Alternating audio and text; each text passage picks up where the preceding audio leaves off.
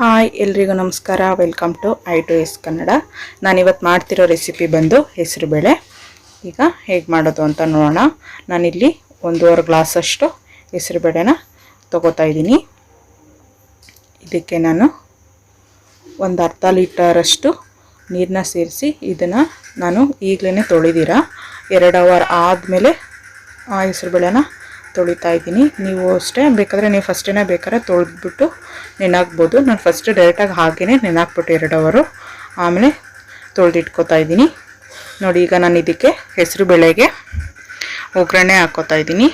ನಾನಿಲ್ಲಿ 1 ಸ್ಪೂನಷ್ಟು ಆಯಿಲ್ ತೊಗೊಂಡು 1 ಚಿಟಿಕೆ ಸಾಸಿವೆನ ಸೇರಿಸ್ತಾ ಇದ್ದೀನಿ. ಹಾಗೆ 4 ಎಲೆಯಷ್ಟು ಕರಿಬೇವು ಎಲೆನ ಸೇರಿಸ್ಕೋತಾ ಇದ್ದೀನಿ. ಹಾಗೆಯೇ 5 ಹಸಿಮೆಣಸಿನ್ಕಾಯಿನ ಸೇರಿಸ್ಕೋತಾ ಇದ್ದೀನಿ. ನಿಮಗೆ ಖಾರ ಎಷ್ಟು ಬೇಕು ಅಂತ ನೋಡ್ಕೊಂಡು ಹಾಕ್ಕೊಳ್ಳಿ. ನೀವು ಜಾಸ್ತಿ ತಿನ್ನೋಂಗೆ ಸ್ವಲ್ಪ ಇನ್ನೊಂದು 2 ಮೆಣಸಿನ್ಕಾಯಿ ಎಕ್ಸ್ಟ್ರಾ ಸೇರಿಸ್ಕೊಳ್ಳಿ.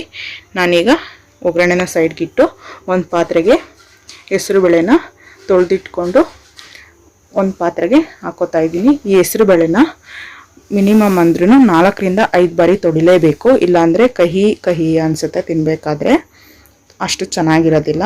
ನೀಟಾಗಿ ತೊಳೆದಿಟ್ಕೊಳ್ಳಿ. ನಾನೀಗ ಇದಕ್ಕೆ 1 ಕ್ಯಾರೆಟ್ ತುರಿನ ಸೇರಿಸ್ಕೋತಾ ಇದ್ದೀನಿ. ಹಾಗೆಯೇ ಒಂದು ಅರ್ಧ ಕಪ್ಪಷ್ಟು ಹಸಿ ಕೊಬ್ಬರಿನ ಸೇರಿಸ್ಕೋತಾ ಇದ್ದೀನಿ. ನೆಕ್ಸ್ಟು ಒಂದು ಅರ್ಧ ಸೌತೆಕಾಯಿನ ಸಣ್ಣದಾಗಿ ಕಟ್ ಮಾಡಿ ಹಾಕೋತಾ ಇದ್ದೀನಿ ಇದಕ್ಕೆ. ಮತ್ತು ಒಗ್ಗರಣೆ ಮಾಡಿಟ್ಕೊಂಡಿದ್ದಂತಹ ಮೆಣಸಿನ್ಕಾಯಿ ಮತ್ತು ಸಾಸಿವೆ ಕರಿಬೇವನ್ನ ಸೇರಿಸ್ಕೋತಾ ಇದ್ದೀನಿ.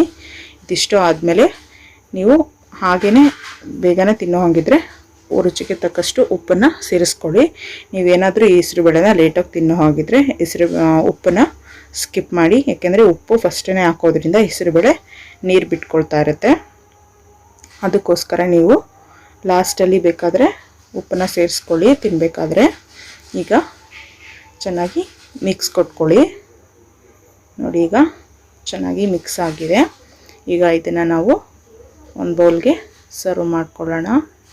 ಈ ಹೆಸರುಬೇಳೆ ಅಂತೂ ತುಂಬಾ ಹೆಲ್ತಿ ರೆಸಿಪಿ ಹಾಗೂ ಬೇಗನೆ ಕ್ವಿಕ್ಕಾಗಿ ಮಾಡ್ಕೋಬೋದು. ತುಂಬ ಟೈಮ್ ತೊಗೊಳ್ಳೋದಿಲ್ಲ. ನೀವು ಒಂದ್ಸರಿ ಮನೇಲಿ ಟ್ರೈ ಮಾಡಿ. ನೋಡಿ, ಈಗ ನಾನು ಒಂದು ಬೌಲ್ಗೆ ಸರ್ವ್ ಮಾಡ್ಕೊತಾ ಇದ್ದೀನಿ. ಇದುವರೆಗೂ ಯಾರೂ ಸಬ್ಸ್ಕ್ರೈಬ್ ಆಗಿಲ್ಲ, ದಯವಿಟ್ಟು ಸಬ್ಸ್ಕ್ರೈಬ್ ಆಗಿ. ಹಾಗೆಯೇ ಪಕ್ಕದಲ್ಲಿರೋ ಬೆಲ್ ಐಕಾನ್ನ ಕ್ಲಿಕ್ ಮಾಡಿ. ಈ ಸಪೋರ್ಟ್ ಯಾವಾಗಲೂ ಹೀಗೆ ಇರಲಿ. Thanks for watching.